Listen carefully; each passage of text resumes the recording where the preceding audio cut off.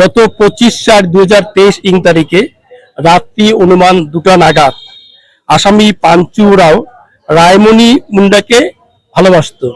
সেই উদ্দেশ্যে রাত্রি 2টার সময় ওনার বাড়িতে গিয়ে অনাধিকার প্রবেশ করে এবং এই কৃষ্ণা মুন্ডাকে হত্যা করবার উদ্দেশ্যে চাকু দিয়ে তাকে কোপ মারে এবং তার ভুঁড়ি বার হয়ে যায় এবং ওখানকার লোকজন পাড়া প্রতিবেশীগণ চিৎকার করলে সেই কৃষ্ণ মুন্ডা যখন চিৎকার করে তখন ও আসামি পালিয়ে যাওয়ার চেষ্টা করে, পরে লোকজন ওকে তুলে নিয়ে গিয়ে কুচবিহার মেডিকেল কলেজ হাসপাতালে নিয়ে আসে এবং সেখানেই সে মারা যায়।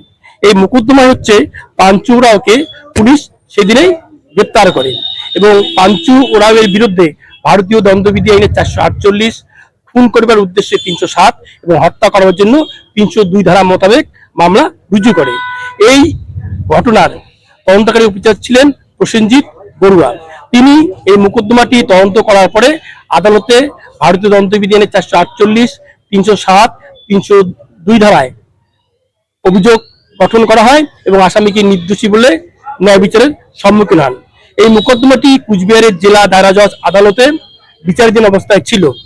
আজকে এই পাঞ্চু ওরাওকে কুচবিহারের জেলা দায়রা আদালত তাকে দোষী সাব্যস্ত করে ভারতীয় দণ্ডবিধি আইনের 448 ধারা মোতাবেক 1 বছরের সশ্রম কারাদণ্ড, ভারতীয় দণ্ডবিধি আইনের 307 ধারা মোতাবেক 10 বছরের সশ্রম কারাদণ্ড এবং 1000 টাকা জরিমানা এবং 302 ধারা মোতাবেক তার সম্পূর্ণ যাবজ্জীবনের আদেশ ঘোষণা করেন এবং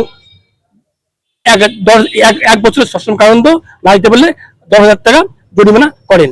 এই মোকদ্দমাটি সরকারি আইনজীবী ছিলেন অজয় কুমার গৃহযোগী, তিনি মোকদ্দমাটি পরিচালনা করেন এবং তাকে আমি সহযোগিতা করি।